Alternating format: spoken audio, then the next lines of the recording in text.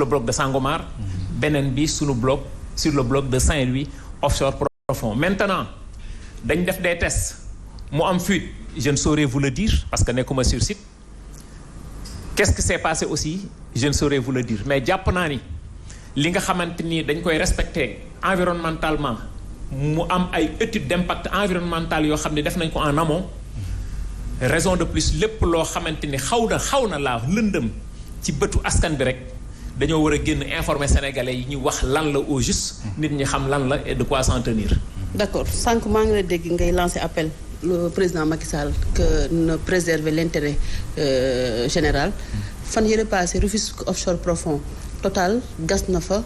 mais gisuñu dara. te wax nañu ni ñi ñëw di seet bu ñu gisee dañuy seddoo mais bu ñu gisul dañuy perte. Est-ce que foofu négociation yi mën ñu wax ni intérêt Sénégal dinañ nañ ko en compte wala. oui foofu mën nañ cee tontu mais en amont déjà dañuy wax ni le Sénégal dafa yàgg signé ay code bi njëkk di signé dañ ni c'est un code attractif pour multinationaux yi ñëw gis nañ fii compagnie bu nekk c'est des compagnies cotées en bourse ñëw nañu def seen exploration loo mënti trouver da ngay dem Petrosen ci banque de données bi lii laa gis ban dimension nga ko gisee gis naa ko à 3000 mètres gis naa ko 4000 mètres pétrole bi réservé nii la toll ainsi de suite loolu mooy link bi nga xam ne am na diggante Petrosen ak compagnie yi nga xam dañuy ñëw loolu mooy modèle de contrat de partage waax yi daal mu ko en offshore comme en onshore ci géej gi comme ci jéeri ji demal seet loo gis nga wax boo gisee baax na boo gisul baax na maintenant risque la évidemment lu toll ni Sénégal un pays pauvre nga ni tey da ngay def pour aventurer wu ci def exploration te exploration géej ça demande des moyens c'est des méga structures jàppal ni benn teen bu forage boo jéem a gas trouver woo dara nga trouver bañ a trouver jàppal ni moyenne 10 milliards yi daanu na kon je pense bien bàyyi ñoom ñu xool gis bu ñu gisee ñun déjà signature bi salaamaaleykum dugg nañu mooy Petrosen jël na 10%.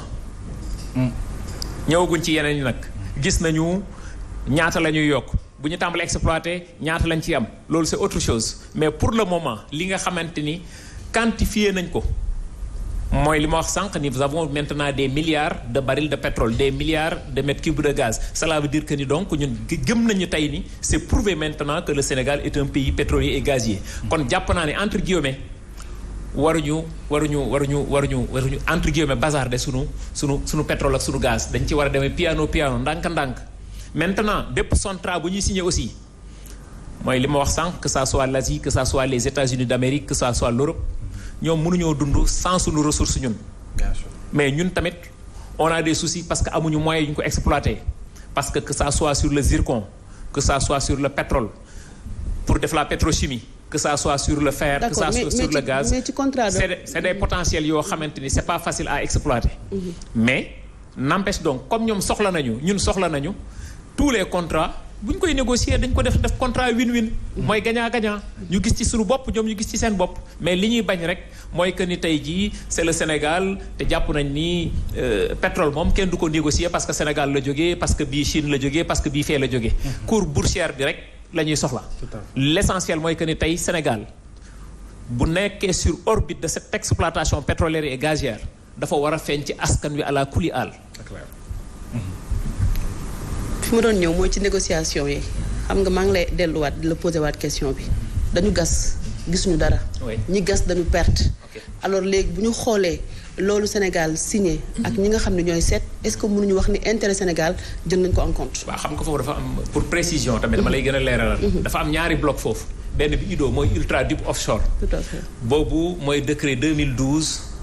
2012-985 bi ñu signé le 12 mai 2017. superficie yi toll ci 65 248 kilomètres carrés. beneen bi nekk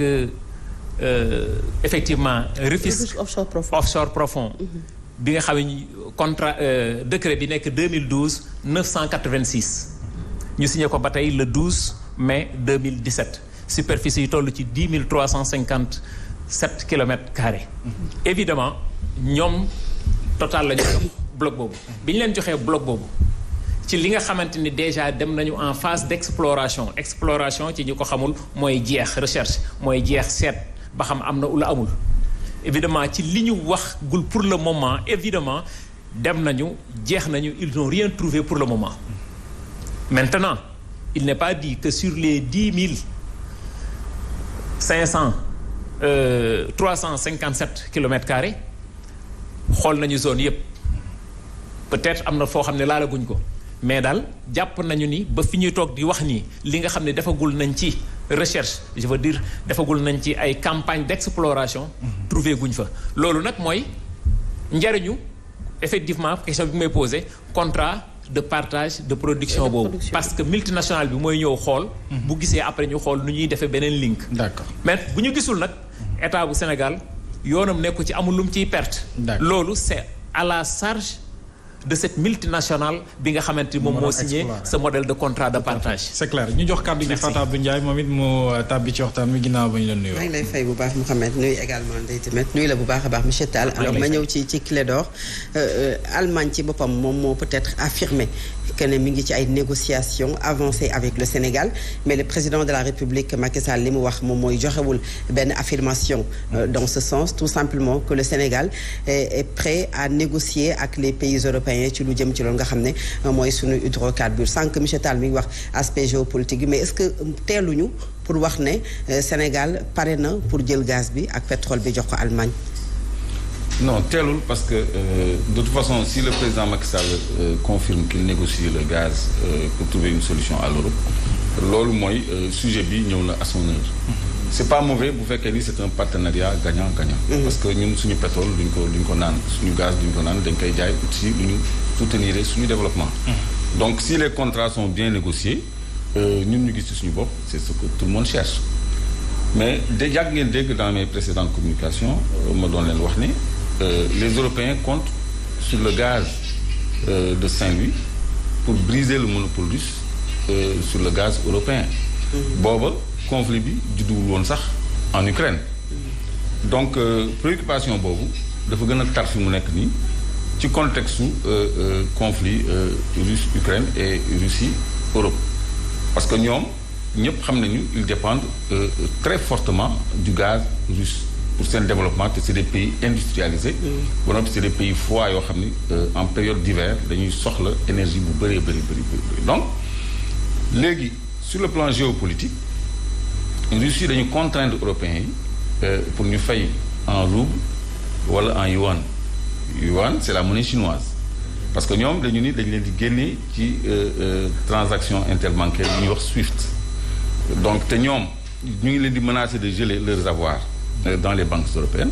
kon Russie li ñuy def c'est normal sécuriser seen xaalis parce que ku la ni damay ku téye sa alal ba noppi exclure la ci système bancaire am mais loo continuer di ko fayeeku ci même système boobu donc ñoom ils se sont tirés une balle dans la jambe déjà si bien que ñoom ñoo poussé Russie dans les bras des Chinois te yuan pour ñu ko xamul on l'appelle RMB aussi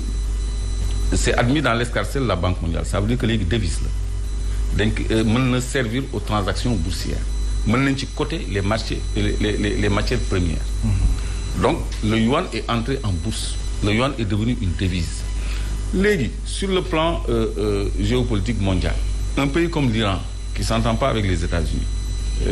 la Chine la Russie ñoom bu ñu amee choix entre le dollar et le yuan le choix est vite fait ñoom yuan la ñuy jël donc fi mu nekk nii Poutine yuan bi la bëgg a renforcer au détriment du dollar donc on y était déjà vers une dédollarisation dollar day gën a wàcc un pays comme le Venezuela nga xam ni dañu suuxlu son principal opposant pour mu daaneel Maduro qui veut remplacer Hugo Chavez ba noppi jëlee seen ay avoir ñooñu bu ñu mënee jaay ci yuan duñu soxla dollar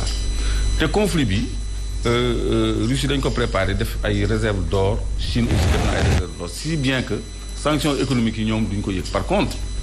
européens yi bu fekkee ni dañ leen privé du gaz un pays comme l'Allemagne par exemple dépend à 65%